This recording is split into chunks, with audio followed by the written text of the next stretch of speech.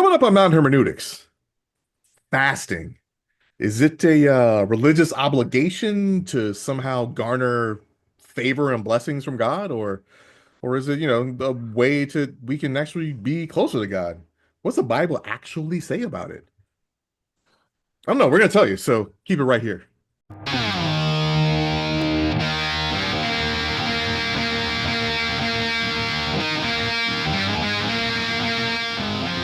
You're listening to Mount Hermeneutics, where three Marines give their perspective on God, faith, and spirituality with a heavy lean on the divine council worldview. This is not your grandma's Sunday school, nor is it always for the Christian faint of heart.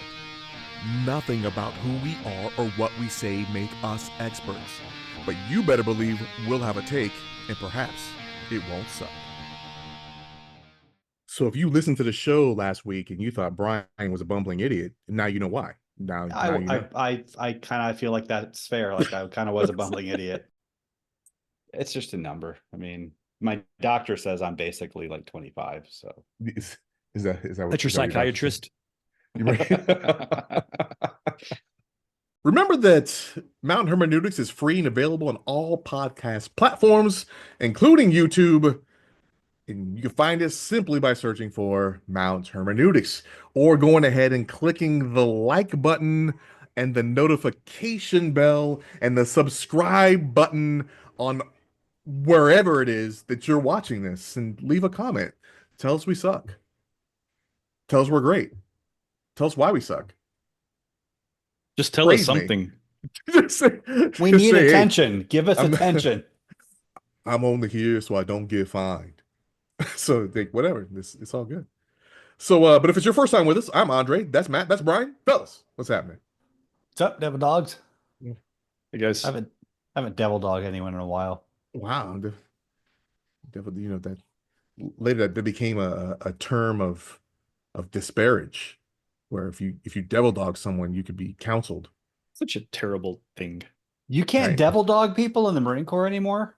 Oh my gosh, that's talking down to them. What about their dignity?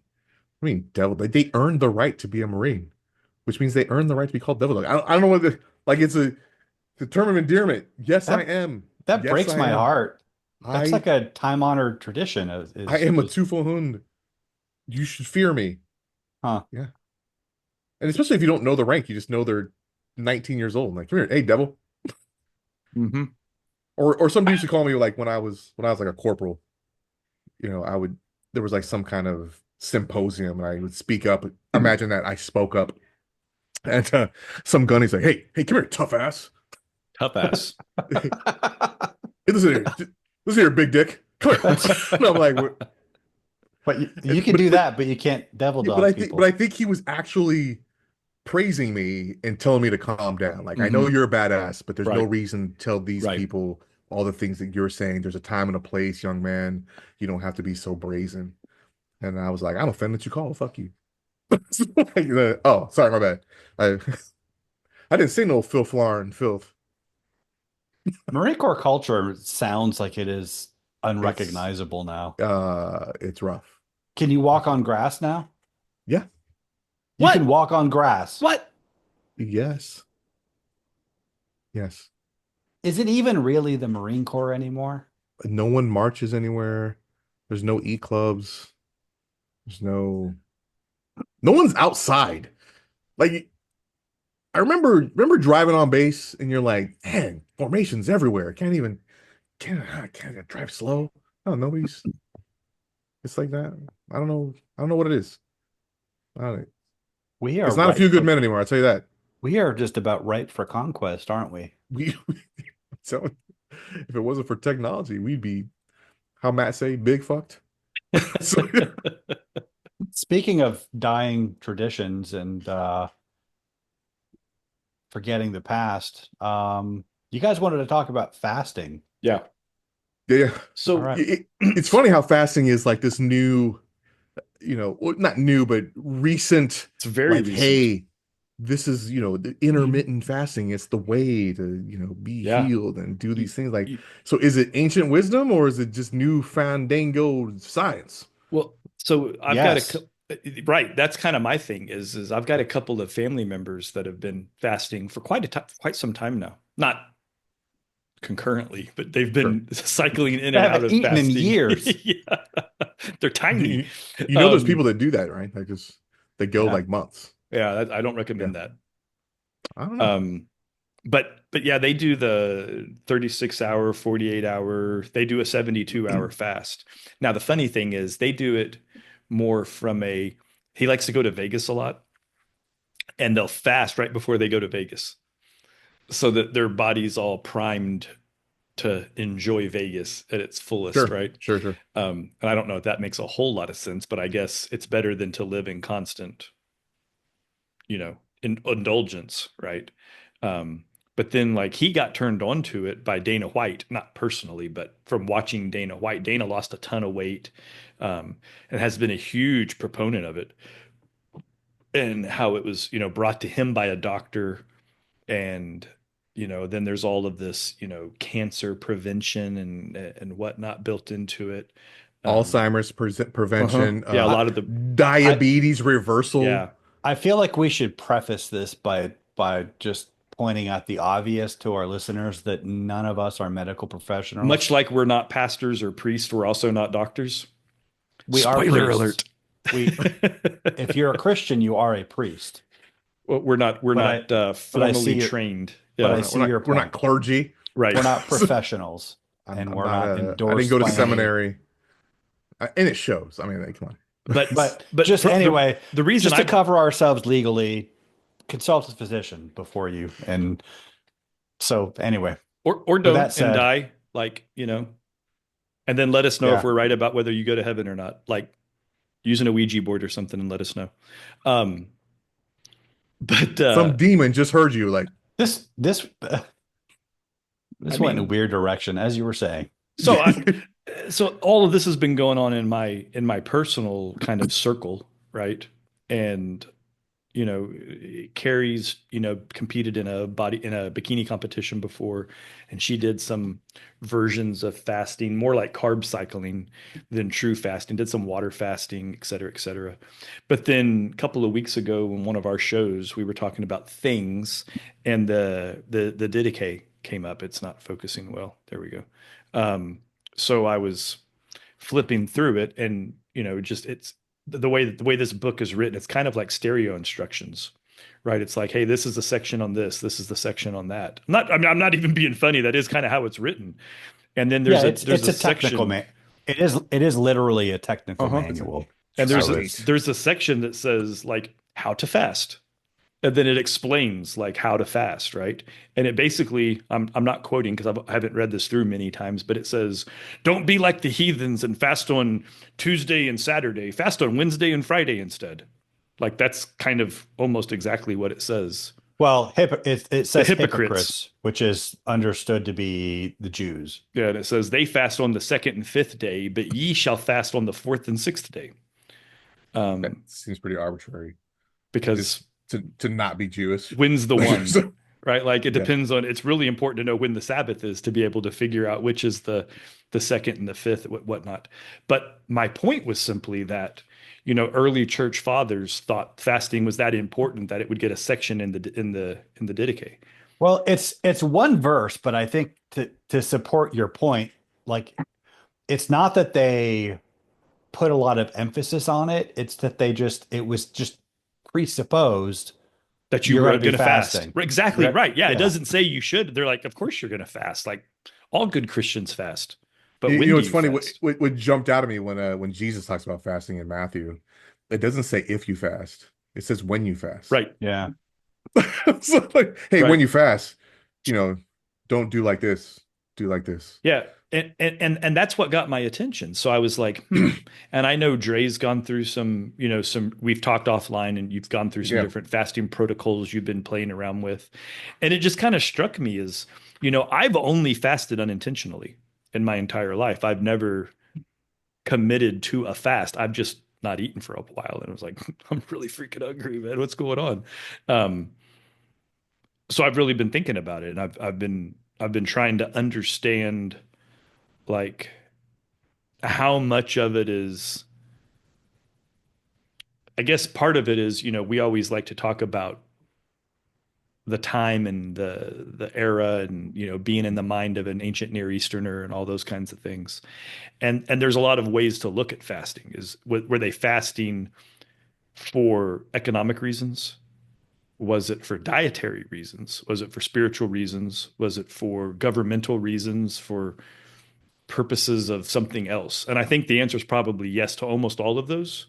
But I thought that in of itself would be a good conversation for us to tackle and get into, and then, wherever the conversation goes. But that was the idea behind it. Okay. Well, just for some background, there's one mandatory fast prescribed in the Bible, which is on the Day of Atonement. It's the text says, "You shall deny yourselves." This will be a lasting ordinance. You must hold on, let me read it. This is to be a lasting ordinance for you on the 10th day of the seventh month. You must deny yourselves and not do any work, whether native born or a foreigner residing among you, because on this day atonement will be made for you to cleanse you. Then before Yahweh you will be clean from all your sins. And then it goes. This is Leviticus chapter 16, I think. Yeah, that's it. But that's always been interpreted as denying yourself means fasting. But everywhere else it shows up, it's generally associated with mourning or contrition or or seeking the Lord. The prophet Daniel fasted quite a bit when he was praying and seeking guidance and favor from God. Um, Nineveh's the whole town, like, hey, look, we really need God's favor, so the beasts are not going to eat or drink water. No one in this city eats. Nobody, nothing, nobody. E- Esther, she had a big one. Um, and then it then really doesn't show up again. I guess Isaiah a couple of times they it talks about fasting. A few Ezekiel Psalms. fasted for Yeah, quite a while. Moses, right? Like he fasted for so long that you know he was in the presence of God, and he was in the presence of God for such a long time that his face was glowing, right? Like it like transformed him, which is kind of an interesting, like, was that literal? Was that a spiritual thing? Or was he in the presence of God so long that he became like radioactive? Like, I don't know what. Well, it was a visible. Radioactive. He was in front of aliens for so long in front of their nuclear spaceship that Hmm. that's what a lot of guys will, a lot of scientists, sciencey people that read the Bible say, that the Billy Carson types, right? You called Billy Carson the sciency types. Wasn't that great? You love that. Yeah. No, wait, finish So, finish your thought on that. You had a thought on Moses, or you oh looked like well. you did. Well, I mean, you asked if it was literal, and I think the way the text presents it, it's the Israelites, saw him radiating God's glory, so it was a literal emanation of light. But anyway, What's a fascinating story that really jumped out at me? Was it Luke? Anna, the widow, that she was like for decades would never even leave the temple. She just fasted and prayed, and she is like, I think it's Luke chapter 2, and she's like the first one in history to recognize the Messiah. Like, was it Luke chapter 2, I think in 36 and 37, where like, and she notices like, hey, she prophesies the Messiah coming when she sees Mary and Joseph. So I mean, when you fast and you pray, it seems that if you surrender and not think about food, right? Because man will not live on bread alone. That you love God so much that you don't need anything else but Him. So when you just surrender and not eat anything, you become more spiritual, and there's kind of a better signal where you receive the Holy Spirit. And that's kind of what spiritual fasting is, more than say, just I think it's in Matthew where Jesus talks about don't fast like the hypocrites, like when you don't let them know, right? Because it seemed like in the culture at that time, you know, the Jews would fast and like brag about it. Like Yeah, I'm it so was it spiritual. was it was a virtue signal. I'm fasting, right? So Jesus like don't fast. Put oil on your head, wash your face. Don't frown. Don't have hunger pangs on your face. Right. Don't Like keep walk your around and be head like, up. "Oh, I'm so hungry. I've been Oh, fasting." they just hey, Yeah. Keep it the to prayer is for yourself. you, Suffer in silence. right? No, Yeah. and that's, I mean, so I think all of these things are part of what I find interesting. So first of all, I want to loop back around, Brian, just to keep us simple. So you mentioned the Day of Atonement. It's Yom Kippur, right? Mhm. Just to be clear, we didn't specify that, so we just kind of said it and moved on. Um, but there's a day, which is funny because you said you were reading the text, and the text says the 10th day of the seventh month. So in my head, I'm like, July 10th? That doesn't sound like a religious holiday that I'm aware of, right? And so I looked it up real quick, and it's Yom Kippur's sometime in August, September 14th, So which I don't know how that's the 10th day of the seventh Well, month, but their year starts with Passover. so it's a big deal in sports circles, especially the Dodgers, because Sandy Koufax was Jewish, and Major League Baseball playoffs that he wouldn't they had to work pitch. around him They had to basically. work around his Yom Kippur schedule. That's when you know So you're a big deal. right. And this is a guy that's thrown, four no hitters. He's thrown a perfect game. Right. Multiple time World Series champion in the 60s. Like he's the man, Hall of Famer, right? So do we think the fasting that like the biblical fasting, and more specifically chapter 8 of the Didache, do we think that's 24-hour fast? Is it, or is it a sun up to sundown fast? Because I know the Jews do a lot of, in the Jewish traditions, there's a lot of sun up to sundown stuff, right? They don't consider the evening part of the day. Do we have a point of view on that? Um, the the uh the commentary on the Day of Atonement fast is that it's a 25-hour Right. fast.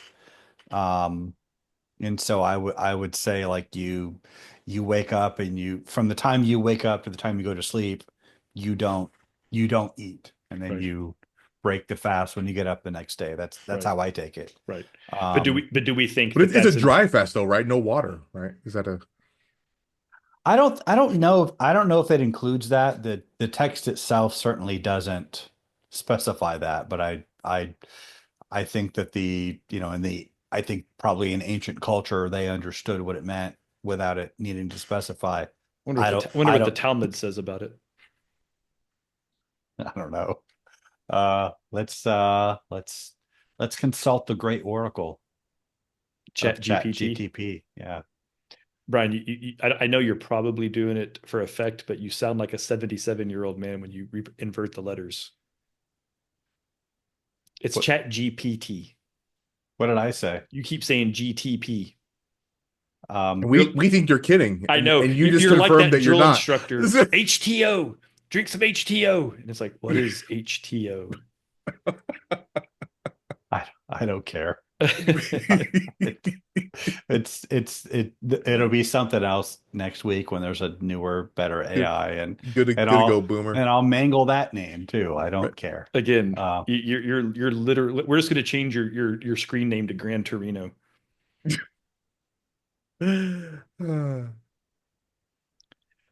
But my question is, I mean, I'm cool with, it makes sense for the Yom Kippur fast to be a 24, 25, right? It's 24 plus one, right?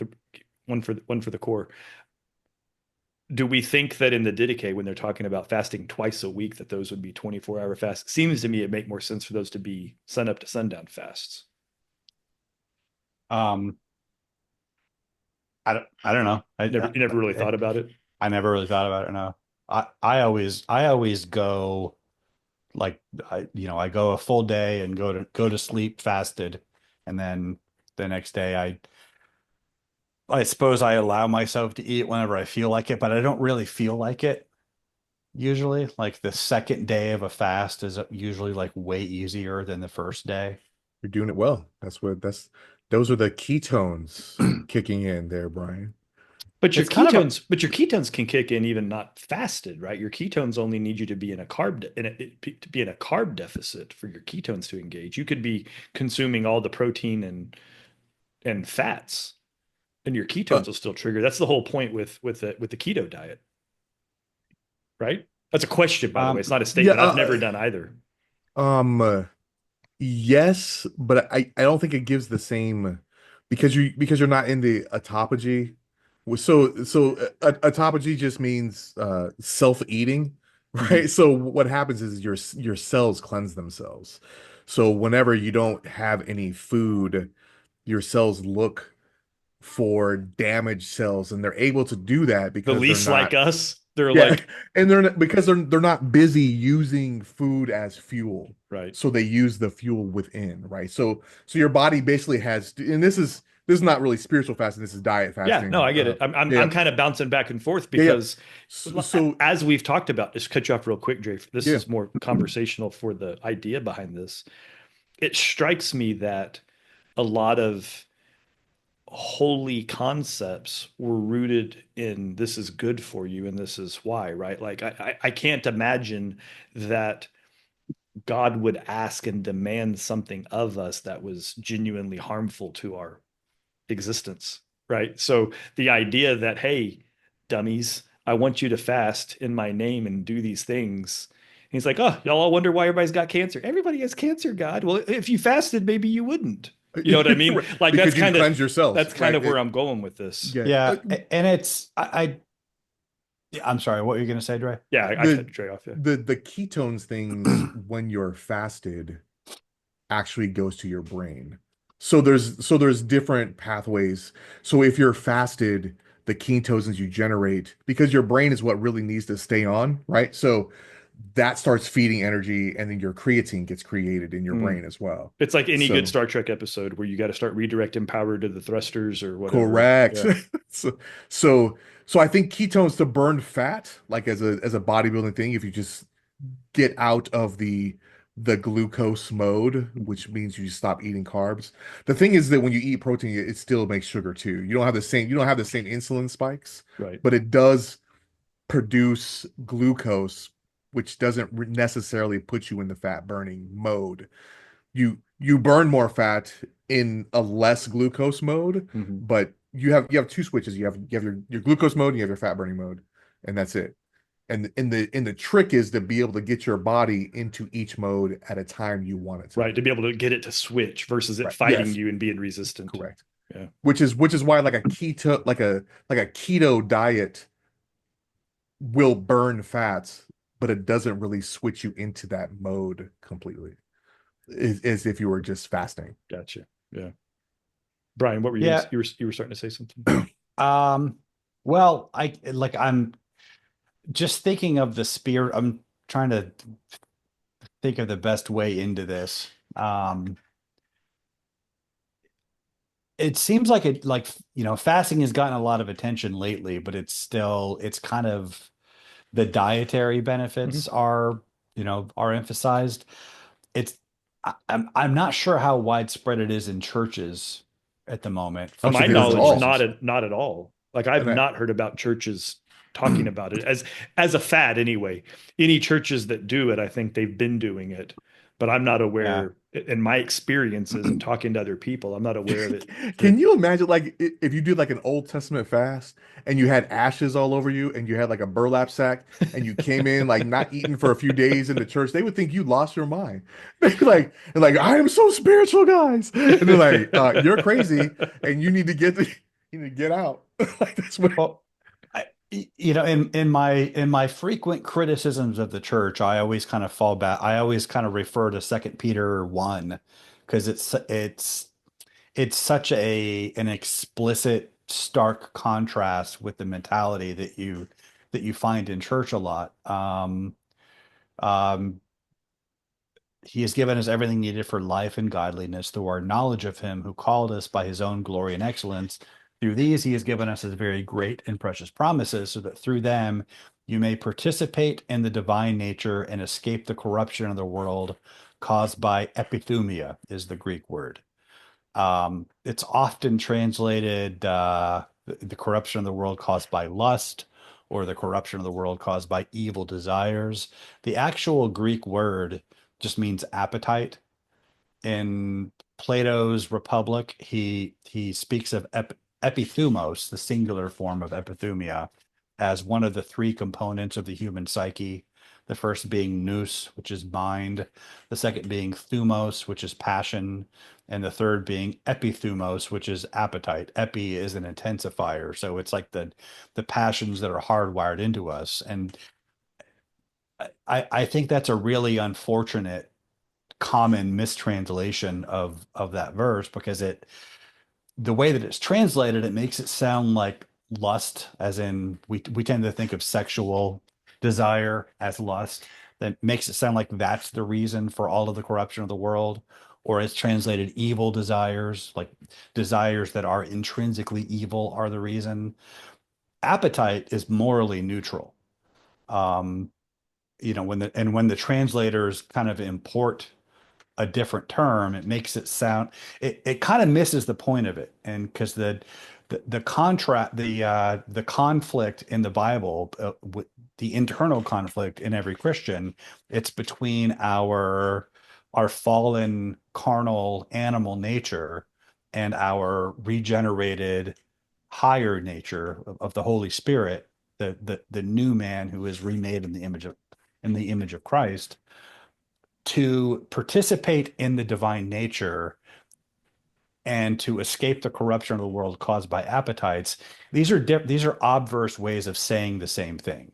To participate in the divine nature is to escape the corruption of the world caused by appetites, so on and so forth.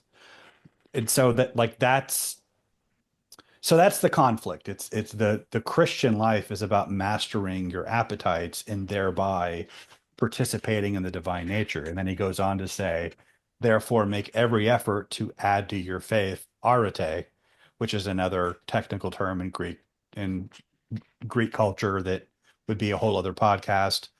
It's often translated virtue, excellence, goodness.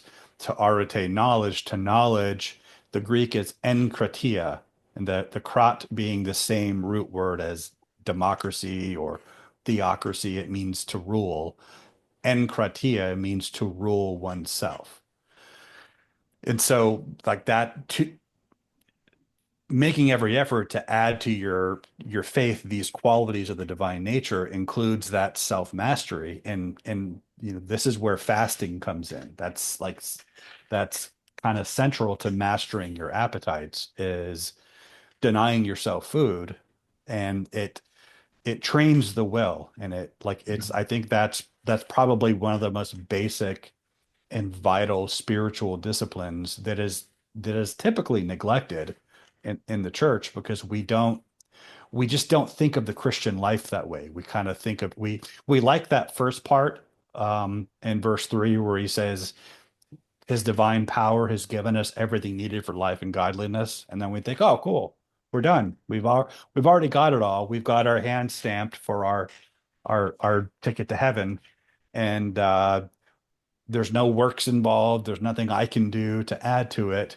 And then we tend to ignore the rest of that passage, which emphatically exhorts Christians to therefore make every effort to add to your faith these qualities. And so, fasting is kind of, it's thought of as this very kind of ad hoc, totally optional, you know, trivial thing that doesn't really factor into a lot of people's understanding of what Christianity is, because we tend to think of it as this sort of passive, receiving of God's grace for the future benefit of going to heaven. When no, it's about transforming ourselves and the world by advancing God's kingdom, first by participating in his nature ourselves and by passing it on to others. But all of that is to say that we have an obesity epidemic in our country. And it isn't merely a physical obesity. We have a mental and a spiritual obesity as well. And fasting is it's kind of a really great way to tackle all three of them. So True. I I think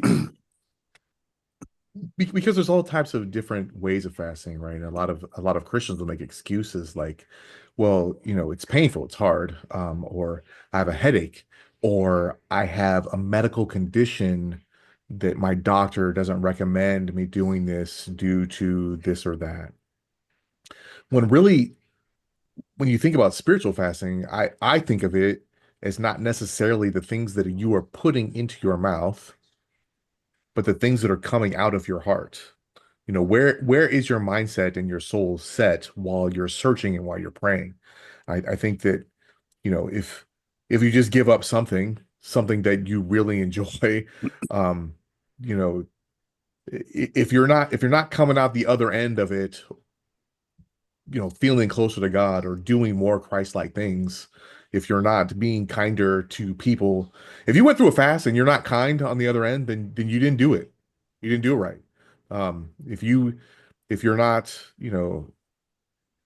thinking about, sick or helping others or doing all the things that we typically align with Christ, then you didn't spiritually fast right. You dieted with a spiritual veneer.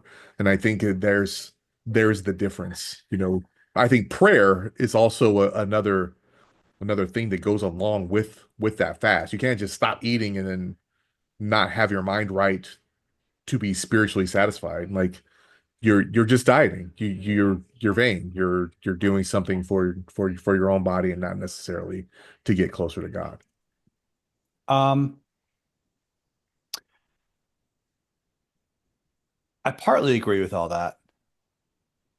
I mean, I think much of the purpose of it is the very fact that while you're hungry, and especially if you're not used to it, it does take some getting used to.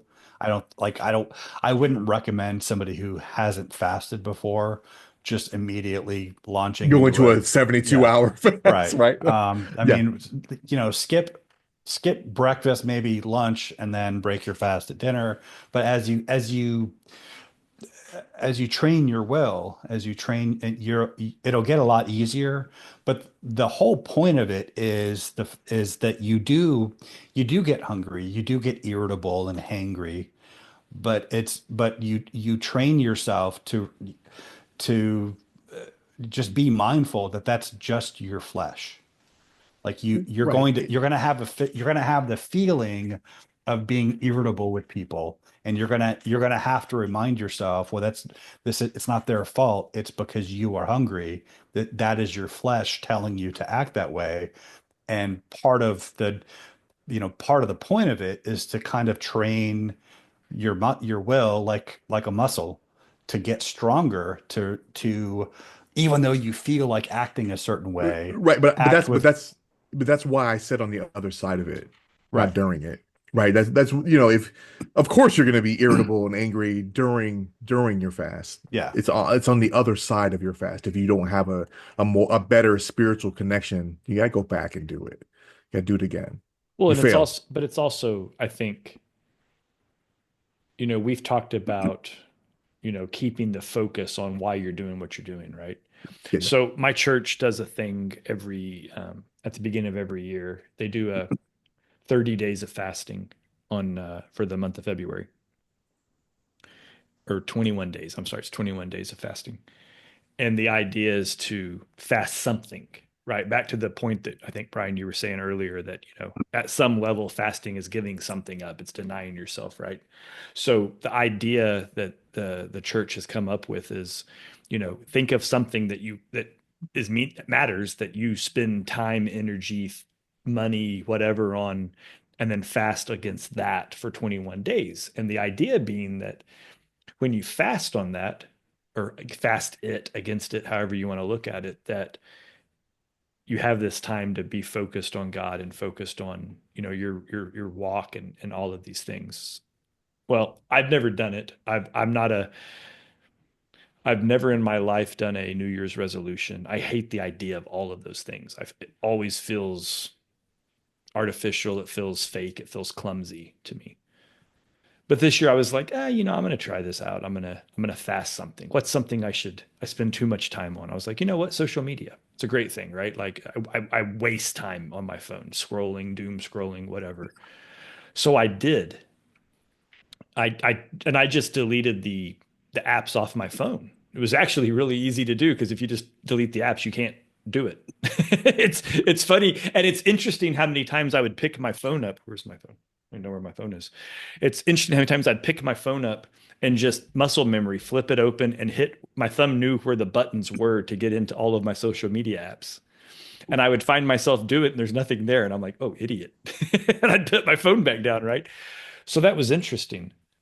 But what I found was that while I did it, and one thing I can do is I can be very stubbornly disciplined, right? I wasn't going to go re-add the app, and I didn't sneak on my PC to do it. I just found other ways to fill my time. What I wasn't good at was praying in the place of using the social media, right? I just opened up a web browser and started browsing web pages because I'm like, well, it's not doing the thing I said I was going to fast against, right?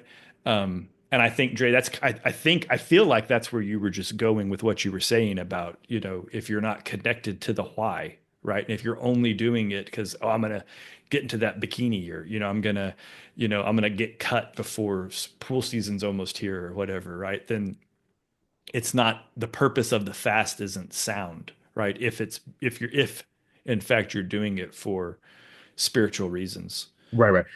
And don't get me wrong, like, hey, fasting for dieting reasons and health reasons is 100% great, right? If that's your thing, but just don't pretend or try to convince yourself that that's a spiritual thing that you just did because it's not. Yeah. That's all I'm really saying on that point.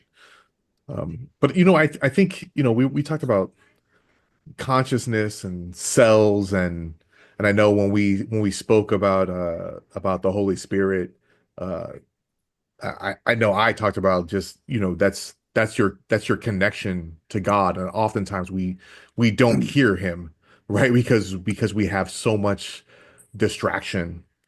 And probably in the last month or so, as I kind of go through my own little fasting journey and learn about what your cells actually do when you deprive yourself of food and when you're switching from a glucose fuel system, I truly think that when your body is not um, spending time and energy on fueling cells from outside sources, that you're able to open up yourself up cell wise and receptor wise, that you are closer to him, the Holy Spirit, which was the gift that's in you. So so not only are there outside distractions, I think that your own body and cells can get distracted with its own survival. Um, Hmm. so I really I think, and even I mean there's no I don't think it's a coincidence that Jesus did the 40-day fast in the wilderness, and at his weakest point, that's when Satan come to tempt him. Well, And or at his strongest point, like, strongest spiritually. right. And that's kind of that's the thing that strikes me about That's where I fasting. was going, by the Oh, way. I'm So sorry. so yeah, Go no, it's ahead. fine. Yeah. So I'm glad you said that, because when you are deprived of all the things that kind of make you a meat sack, right? To the things that your biology fights and just only survives. Once you turn those mechanisms off, then now you're surviving not on bread alone, but on the word of God.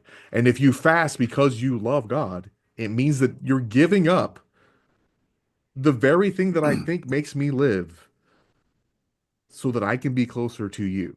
And I think that that love affair is a stronger thing than just surviving by eating a bunch of sugar, Yeah, and it's or food, right? Like and your body craves that, right? And there's a reason why people, they eat less calories but stay fat because they never switch off that glucose mode.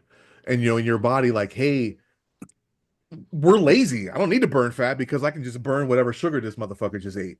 So what I'm gonna do is I'm gonna have a signal in his brain to say, hey, you know what you need more of? That sugar, because it's easier on us and it's easier to survive. So eat more sugar and we'll store all this other fat. But until you turn to the mode where that fat is being used as fuel, or until you turn to the mode that your fuel is being spiritual, then you're never going to get there. and it strikes me how fasting is so emblematic of the Christian life in general.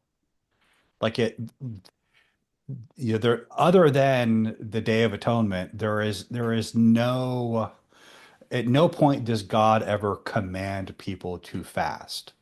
It's never God never there are no obligatory fasts besides that one. Everything else is a feast. All of the other observances in the Jewish calendar are feasts. When Christians come together, it's to have a for the Eucharist. It's supposed to be a fellowship meal.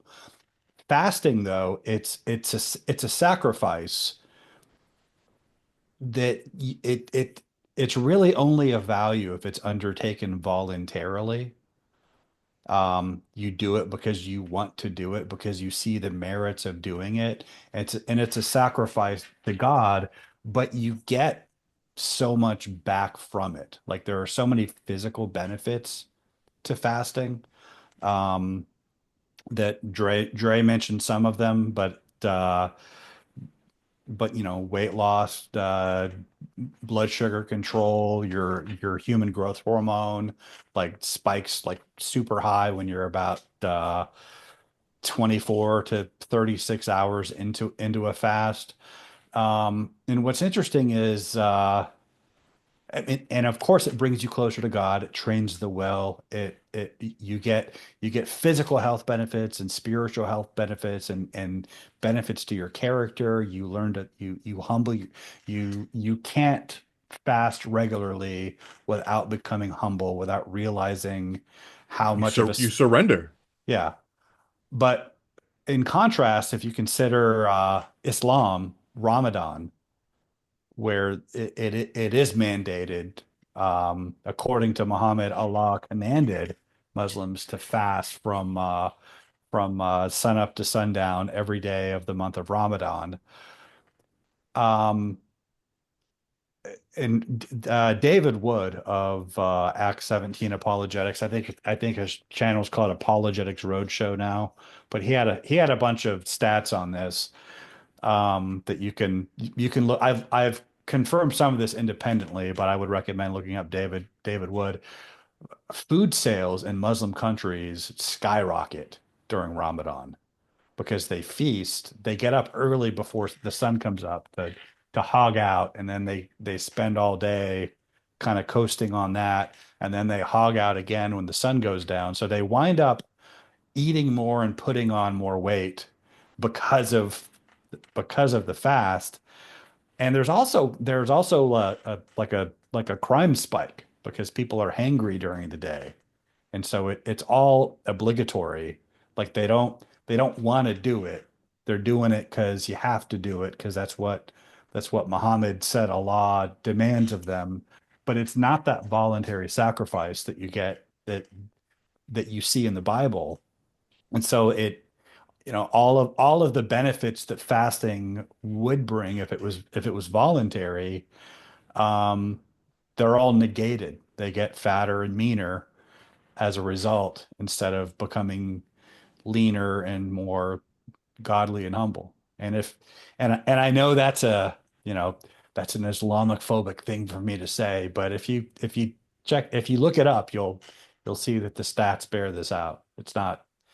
I think that a lot of people, bodybuilders who get into like intermittent fasting, they'll cram their window down to 8 or 5 hours. But the difference is that like some people gorge themselves in those 8 hours, right? And then it almost defeats the purpose because you never reach that spot of your cell cleansing. You never reach the spot of the extra ketones that go to your brain that makes you more clear, that makes you, more in focus and in tune. And once you get past the pain, you're actually more in tune with everything that's around you, to Yeah, include spiritually, to include the Holy Spirit. and the day after a full day fast, I always wake up feeling great. Um, like I'm It's weird, not. right? It is. Yeah, It's I mean, uh,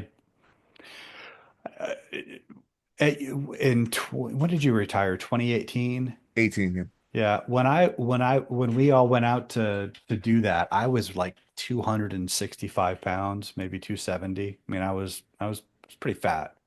Um, I had type 2 diabetes, high blood pressure, high cholesterol, all the fat guy diseases. Intermittent fasting. I I'm not in an ideal weight now, but all of the fat guy stuff that I had, that's gone. I've lost like I'm 50 pounds down from that. Um, and it's but the when you go to a doctor for these things, they don't typically tell you to fast. And I don't think that the doctors are necessarily individually thinking on these terms, but the medical culture is to, I mean, all of the incentives of the medical industry are to profit, to bring a profit to the pharmaceutical industry. They I, want to I give you will pills. I will also say that many doctors, when they see a fat guy come in with fat guy diseases, the first thought in their mind is that guy won't fast. That's true. Right. So Yeah. if you're a doctor and you can't monitor the guy, if you can't like smack the cookie out of his hand at 8 o'clock at night, then the next best thing is to do meds. And I had recently in August, I had two arteries collapse in my heart. So I don't know if I mentioned this on the show or not. I know you guys No, have, you have didn't. heard this. Yeah. Um, so I was feeling terrible for probably a week. And I did something that I have never done before. I started a workout that wasn't really intense and I quit. So, 35 years of exercise in some capacity, I quit. So I decided, I'm like, hey, I don't feel great. So I just drove myself to the hospital and just told about the symptoms, sat in, and they're like, yeah, we got to put this camera in your heart. It turns out that you have two arteries that are collapsing. You're probably on the verge of having a heart attack. That's what, 3, 4 years coming off a massive stroke. So my cardiologist, he was like, hey, we got to get you on these drugs and get you on these things, and we can't monitor you, and make sure you don't take any steroids, make sure you're not on any of these things that a lot of bodybuilders like to do. Maybe you gotta do a little more cardio, brother. Like, I get it. He's a big deadlifter. He was kind of a stout dude, so he was kind of speaking my language. But I got the feeling that the reason why he didn't talk to me about diet was because he believed that I wouldn't do it. I wasn't going to give up weightlifting. It's like a guy that smokes and drinks, right? Like, you're a doctor, you're like, this motherfucker's not going to give up smoking. Even though it's going to give him lung cancer, he's going to die. So what we're going to do is we're give him medication and mitigate that as long as we can. So I do think that you're right that the doctors don't get enough nutritional classes or value, but at the same time too, they see so many sick people that aren't going to listen to the advice anyway. And especially when we start talking about socioeconomically, when you have, food stamps or SNAP or whatever program that you're on, and you go to the organic aisle of a grocery store and you understand how much that stuff costs compared to the box of cereal, right? a gallon of milk and a box of cereal, or you can buy a ton of pancake batter and a 99-cent bottle of syrup, can eat a lot more food than you can if you learn how to cook and prepare your food. So we're in this weird dietary where it's actually cheaper to eat terrible than it is to That's to like to eat it's like well. the only culture in the history of humanity where the more poor you are, the more obese you are. Isn't But that the insane? That but is, it it's mind-blowing. but it is worth noting that there is no way to prescribe fasting to anybody and make any money off of it. Right. So Fasting the is last three free. books I've read on fasting, it's like, hey, all these. What if I told you that there's this magic drug, this magic pill, and it's free? Here's how you heal yourself. Not Don't only is it eat. free, but you save money. Don't put anything in your mouth, and your body will heal itself. Like what? And really, the first book I read on that, Dr. Fong, he was a diabetes doctor. And he's like, why does this keep happening? So as he studies, he's like, oh, how about just don't eat at all? Oh, weird.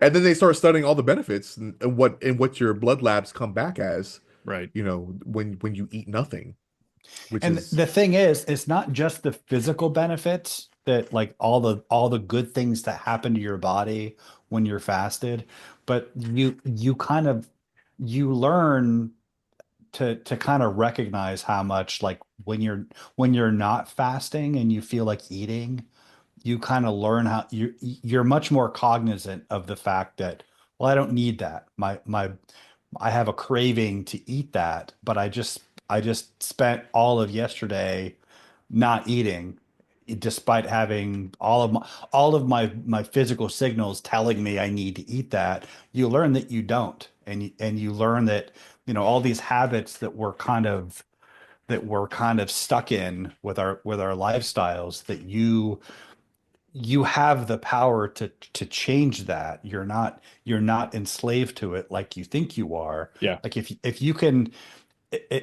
break the habit of eating throughout a day of the week, and then graduate up to doing it 2 days of the week, not necessarily consecutively.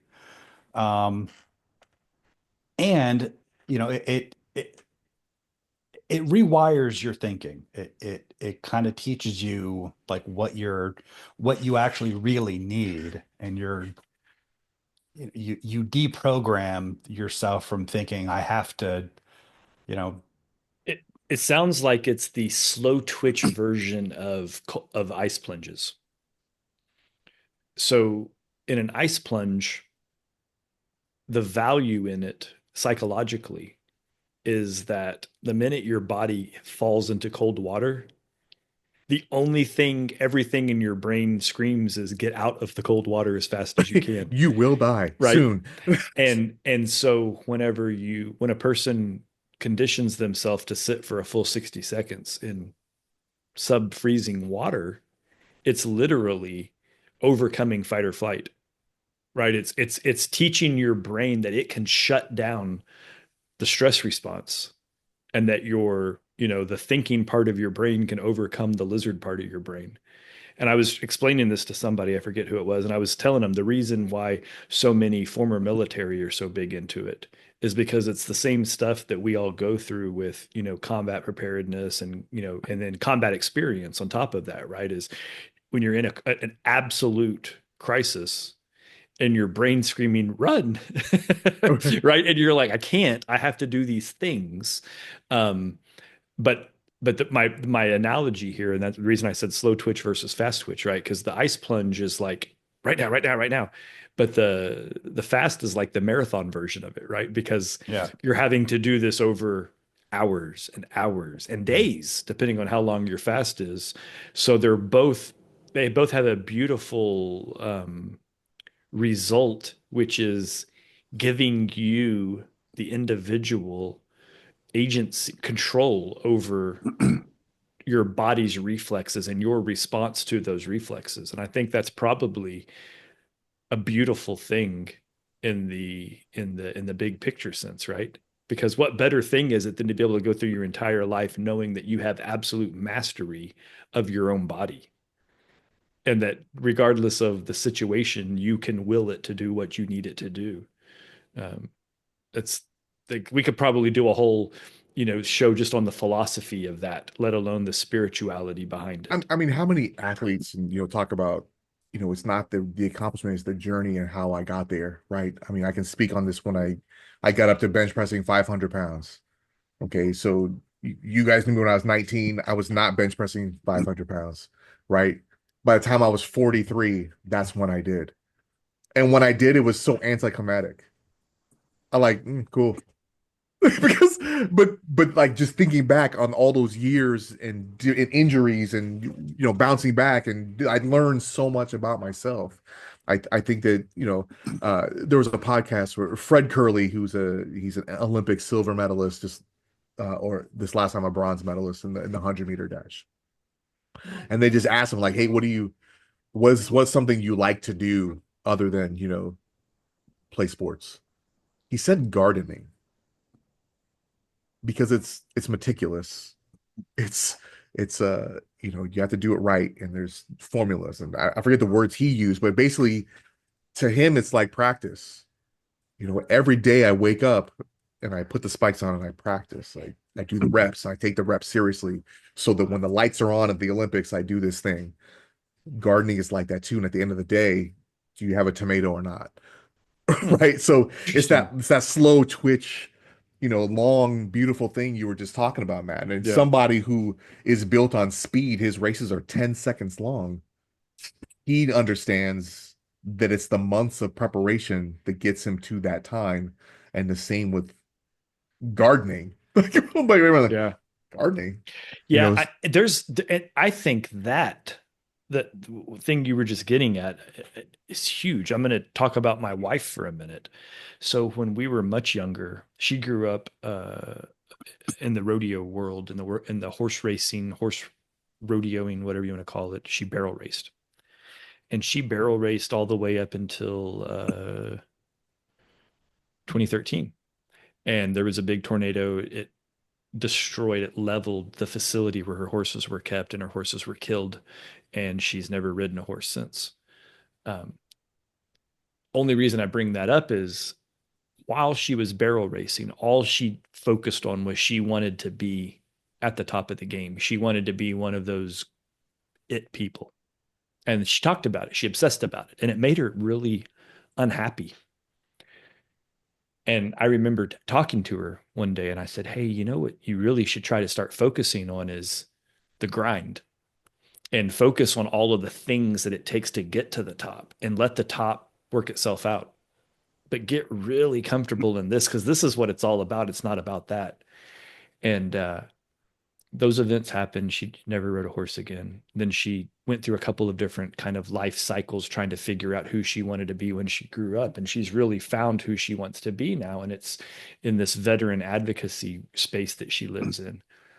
And this year it was announced in May she's going to be recognized by the state legislature of Oklahoma as the Veteran of the Year by the Oklahoma Veterans Council, which is it's kind of a big deal. It's run by the governor, and all of the senior executives in the Oklahoma government are part of this organization. So she's going to be at the state capitol, and she's going to be awarded this event.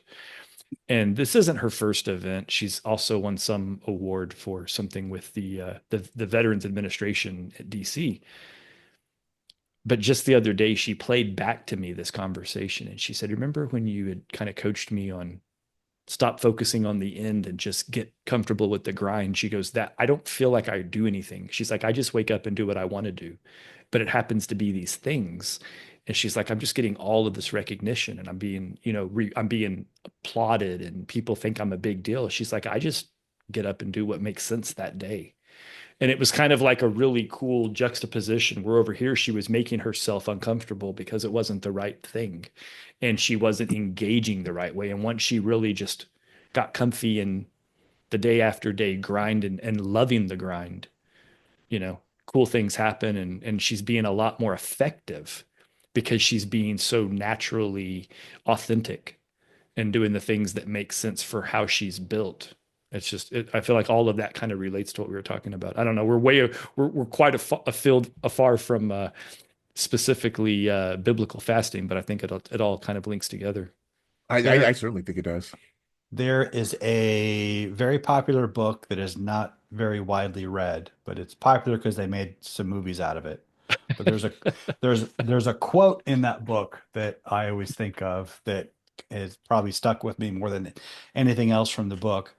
Um, Seek freedom and become captive to your desires.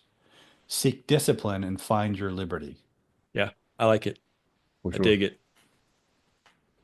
And I think fasting is central to that. There wasn't much fasting in that book, but there, It- but they did ride on giant sandworms. So Yeah. but I kind of assumed that's what you were talking about. but you know it, and it kind of does to this me first culture that we live in Hmm. this Instant overabundance gratification. of stuff. I mean, just recently with the girl crew that went to space, right? Katy Perry and Gail King and you know, and it's the whole it's first all girl crew. Well, first of all, they're not the crew, No, right? they were They the didn't first bring payload. all girl yeah, passengers. I mean they had a couple of training events like, hey, this is how you're gonna feel, this is what you're gonna Yeah. do, this is what you Yeah. do in case of an emergency. But they didn't fly the damn vessel. No, They no, didn't do any astronaut training, no. you They, know, they didn't spacewalk. right? You know, so it just seems Katy Perry's comments when she got back, and I like her just fine. I guess celebrities go, but like I just there's a lot of love and a lot of self-love, and I learned so much about me, and I found my feminine divinity, I learned to trust and myself. Is you had to trust yourself, and that's how you not like not the guy flying the spaceship, Or the but scientists that were yeah, coordinating the launch right. angles and the yeah. reentry. And And then on Matt Walsh show today, he talked about Sir Edmund Hillary, who climbed Mount Everest. Quite an accomplishment. And he talked about how it's he didn't conquer the mountain, he conquered himself, yeah, which has to do with surrender yeah, and the grind, yeah, where she just came like, well, actually, you know what I need to do? I need to trust myself more, focus on myself more, and worship myself as feminine yeah, divinity. Like, wait, yeah. hold on. That is, and she accomplished jack shit. Jack Other than and being shit. rich and flying up and being buddies with Jeff J- Bezos' side right. piece. Yeah. Like, that's how she got into space. Well, this dude climbed up Mount Well, in fairness, MF and he Everest. was rich also. Poor people don't often climb Mount Everest. Sure, but The it was his Sherpas money that do. got him up the hill. They're actually poor people climb Mount Everest daily, but they're the ones that are carrying the bags of the rich people that are climbing Mount Everest. And sometimes they carry people up the Right, mountain. but not back then. That was Sir Well, Hillary. by that same token, as Christians, we hear a lot, you hear a lot of sermons about our freedom in Christ and all of the blessings and benefits that we have to look forward to when we go to heaven, as it's typically framed. But there isn't a lot of focus on that discipline, No. and that's part of the spiritual obesity that I was talking It's like about. that. It's like that clip, Dre, that you like to bring up when uh, the scene from Inglorious Bastards, where like it's going to be easy. Tell him it's going to be very hard, but it'll Well, be worth nothing it. worth doing is. I also I thought that was from Moneyball. it is for Was Moneyball. it Moneyball? It's Brad Pitt, Oh, it's Brad but Pitt. Yeah. yeah, Okay. it's Brad Pitt. But you know, It's the same character. it's, uh, we just I think about like libertarians come to mind, right? A lot of times when people talk about libertarians, they talk about no laws, do whatever the hell you want to do. But there's actually no freedom in that, Right? right? The freedom comes in the actual. Hey, are we? Anyway, my mic's still on. I'm yelling. I'm yelling. Yeah, it's fine. I'll But deal with that. I'll fix that. but I know exactly where you're going. I think you're right. It's kind of like being in a real heavy leadership position. As the resident libertarian, I disagree, but Well, it's the laws that give us the freedom. Right. Yeah, It's I the get that. discipline of those And if there laws. I were, in fact, zero laws, the responsibility would be on you as a good human being to be a good human being. Sure, that's Uh, why I'm a libertarian and not an anarchist. right. But But the point is like, again, think about I, being when you're in an extreme leadership I agree with position. his point. I Yeah. disagree with his categories. So You want to, yeah, okay, fine. But seriously, if anyone's ever been in like a really high level leadership role, you can kind of get away with anything, but you'll be an absolute failure, right? If you take Right. advantage of the people or the situation. Yeah, you can leave early on Fridays and come in late on Mondays. No one's going to tell you anything because you're the boss.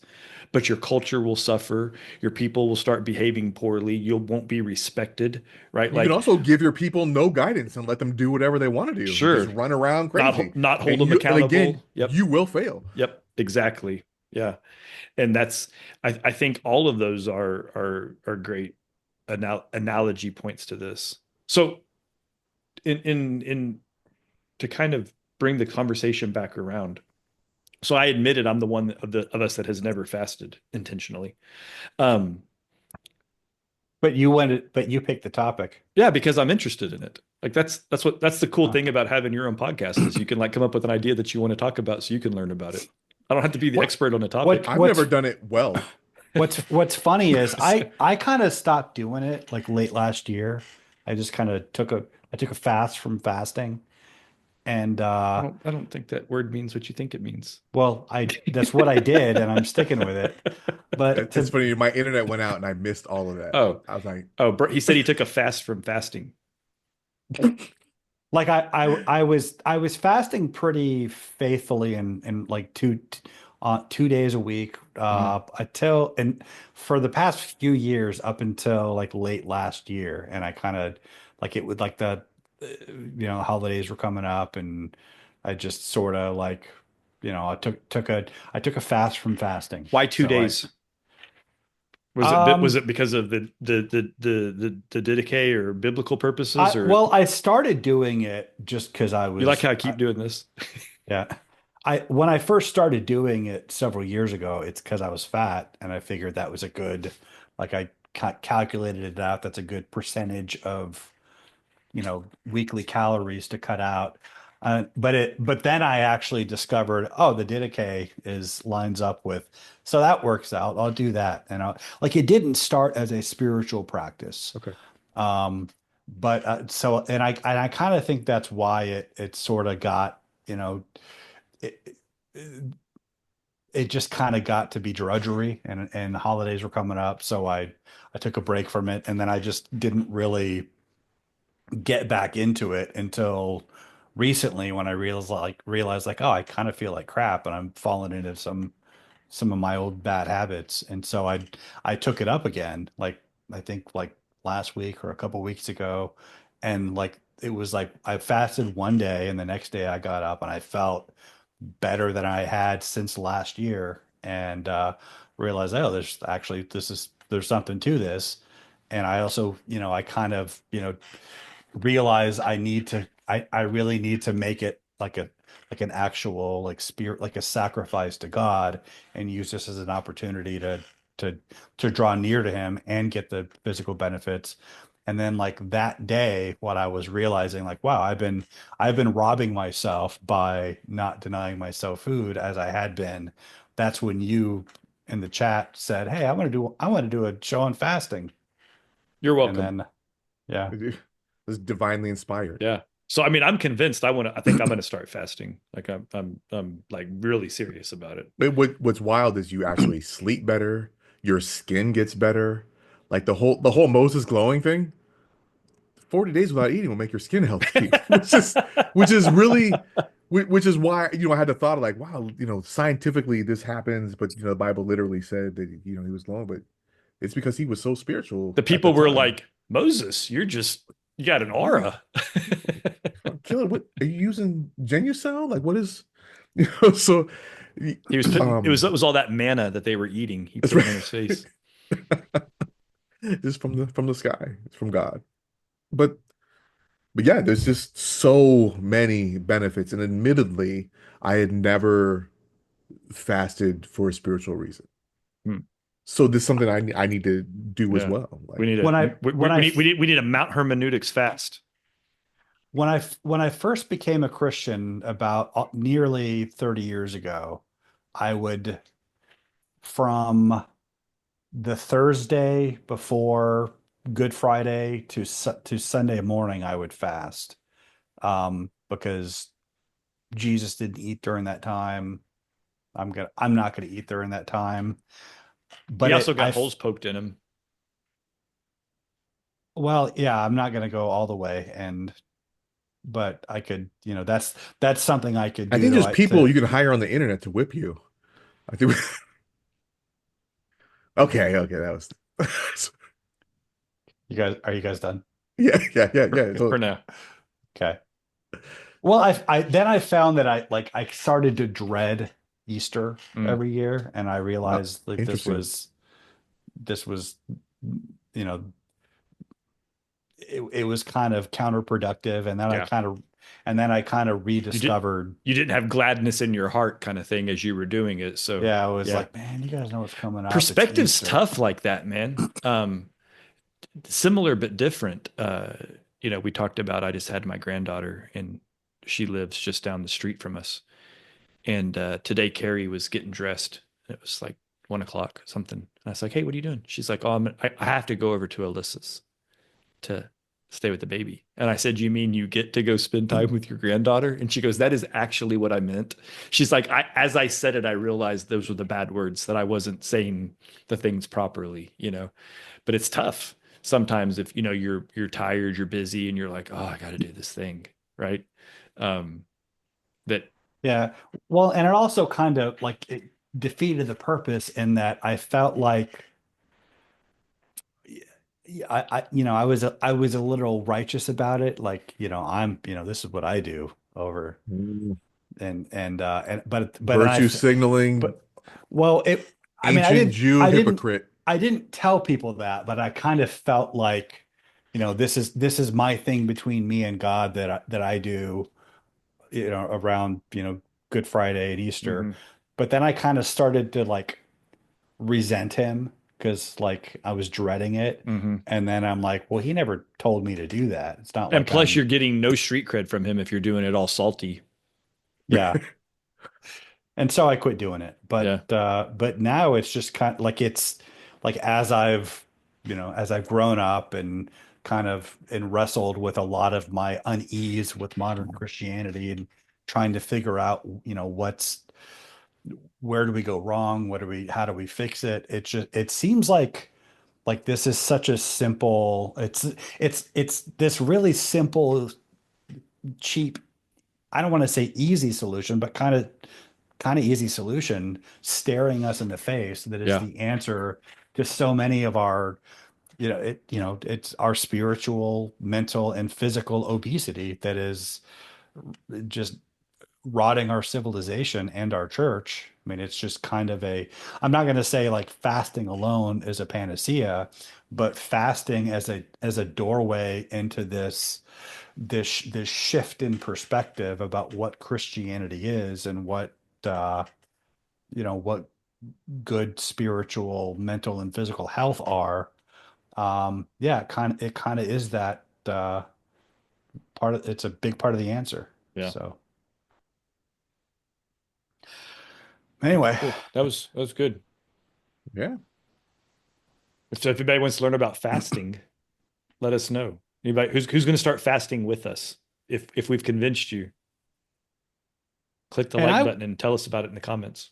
and I would recommend if this is a new topic to you, just like plug it into YouTube. There's all kinds of like uh, scientific explanation of why it's Right. good for you and what it does for you.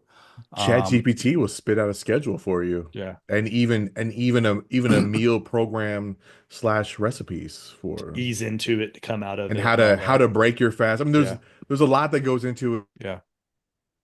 And the other uh-oh. thing that's interesting is whenever you do it. do And if research you're a woman, if you're a woman about listening to this, it's it's different for us Hey, because your hormones cycle different than men's hormones do, and that's not a blast on your period. It's men's goes every 24 hours. What are we laughing at? What's Your internet froze, so I went ahead and started talking over the top of you, and then you came back and it was accelerated because it was trying to compress and resend all Oh, of your But you data. I'm just like, why are you laughing at me? Like, you all of a what sudden cut in and just out of nowhere you're talking about And you're periods talking really fast, and and you're like, "Listen, you're women, you get your periods, and these things are going on," and we were like, Okay. Yeah. Yeah. Anyway, uh, your hormone cycle once a month, men's high cycle 24 hours. So if you wonder why dudes are so moody and a dick like a day, like talking to them tomorrow, they're fine. So like where women have different needs depending on which hormone is, and you can read about this in books, but you have your progesterone, your estrogen, and testosterone, and where it's produced and how much is produced. So a lot of women that go on like keto diets and don't have any carbohydrates, if you do that the wrong time during your cycle of hormones, your hormones don't like that, and then it never comes back. Which you'll see a lot of athletes that never even have a cycle because of the way that they diet. You'll see like gymnasts or young, and then they mess up their cycle. They Mary get Lou into Retton was like the most yeah, famous example in our time that yeah, she was 19, 20 and hadn't gone through puberty yet because right. she had her body so starved that her hormones couldn't do what they needed to do. And then the minute she retired, she went through puberty and everybody's like, "Wow, Mary Lou got fat." No, she became a mature woman She's a finally. woman. She's no longer a child, a prepubescent little girl, despite that she was, Right. emotionally mature to the point that she should be. The interesting thing when you mentioned, go do some research, you're hard pressed to find any anti-fasting uh, yeah. material. Like people are either quiet about it or they're very in favor of it. I have not come across any like doctor that's like, for the love of God, don't fast, you'll die. Like Yeah, and that's There's just too much but out there now. that used to be the conventional It wisdom is was. that like I remember like when we were kids growing up and I was discovering like weightlifting and reading every page of every issue of Muscle and Fitness and they make it sound like if you're lifting and you go like an hour without getting protein, you're going to Yeah. lose all your gains, you're going to yes, wither up. And so I hardwired that. The And way to speed up your metabolism is to eat more food throughout the day, which is like the biggest lie hmm yeah, ever, and ever you told. if you reduce calories, your muscles will atrophy. If you Right. stop eating entirely for like a day or two, you actually you gain muscle. Not over those 2 days, but your growth hormone spikes. Right. Like your whole body just kind of optimizes. So then when you do eat protein, turns into muscle. You don't you don't lose muscle by fasting. You'll lose muscle by calorie reduction while you continue eating, but not by fasting. It's pretty amazing, really. Yeah, if you have any specific questions about, weightlifting I mean, I'm totally a trainer. But yeah, I think we're down to answer any questions. we're like the theology versions of bro science. Totally. Um, Totally. I'm gonna just for myself. I, Everyone listening now knows everything I know about fasting that can't be explained by personal experience. So if you have any questions, I I'm confident that if you ask somebody who's actually credible and qualified, they'll they'll reinforce everything I said. But I probably don't know much more than that. So don't bother asking me Fair enough. because Matt, do you have save rounds, man? Nope. No, this was I thought this was a good conversation and it was interesting. I thought it was different for us to, kind of loop around real world stuff with spiritual stuff and find like happy linkages and analogous relationships. I think we should probably dig into that, not this, but dig into that concept and kind of Sure. keep that thought going. But just no, like this was fun. how biblical truths actually map to hmm reality. They're not Yeah. just abstract. And spoiler alert, you can actually live a better life if you're obedient to God. Well, okay. Who knew? Okay. Yeah. Who knew? Brian, you have save rounds? No, I'm all tapped out. Okay. We solved fasting. Yeah, I just want to reiterate that it's not about what you put in your mouth or how and when or why. It's about what comes out of your heart. It's the journey, not the end. Oh, yeah, That's read Isaiah 58, everybody. oh yeah, it's good. Yeah, read that. In fact, we will everyone read it and you send a Oh, a book report in the comments about we will read every a, one, we a verse promise. report, and we will grade every one of them. And whoever gets the best grade from Professor Irvin, we'll give you, I don't know, a t-shirt. We'll give you a free fast. Then we'll give you a free faster. We'll give you a Marvel Comics no prize. Give you total advice on anything that you want. That's what because I'm good. I'll give you advice on anything, whether I know about it or not. So That's what we do. hey, if you're still here, cool. Did you subscribe yet? Push it. And Notification like, bell? Push it. Did you like it? Ah, push it. Push it real good. Okay. So with that, I'm gonna say stay curious, stay enlightened, and we will see you next week. God bless.